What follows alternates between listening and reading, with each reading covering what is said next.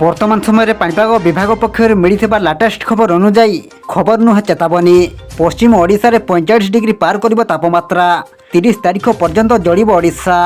ए खबर नुहे चेतावनी बोली भावंतु।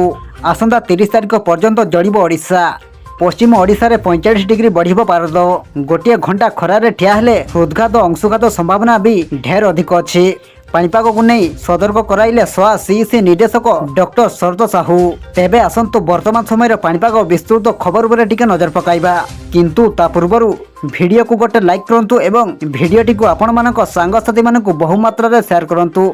जदि हम चैनल रे आपण प्रथम थर वीडियो देखुछंती ताहले एबे ही चैनल को सब्सक्राइब करी पाखरे थिबा बेल आइकन को प्रेस करी ऑल नोटिफिकेशन ऑन कर रखंतु, जहा द्वारा आगो को एमिति पाणीपाग संबंधी लाटेस्ट ब्रेकिंग न्यूज आपण माने सर्वप्रथमे आम चैनल माध्यम रे पाई परिबे। पाणीपाग विभाग पक्षरु प्रकाशित रिपोर्ट अनुसार बंगोपसागर जो पवन आसुची ताहा कालबैशाखी आनी पारु नाही। दिन बेला आकाश मेघमुक्त राति बादलयुक्त रहुछि, अर्थात ताती आसीबा बाट खोला जीवा बाट बंद। आकाश रे जो बादल तैयारी होउची ताहा एभली संकेत दउची बोली डॉक्टर शरद साहू कहछंती। एहार कारण होउची पश्चिम ओडिशार उत्तर पश्चिम दिग को गरम शुष्क पवन माड़ी आसुछि। समुद्र पवन आसुछि सत, हेले एते दुर्बल जे कालबैशाखी करि परिबो नाही।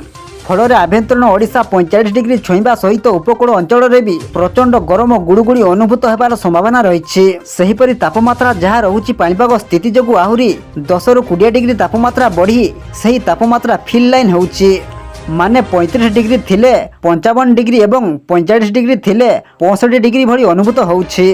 तेणु खरा को न बाहरिबा को परामर्श दैछि सोआ सीईसी निर्देशक डॉक्टर शरद साहू।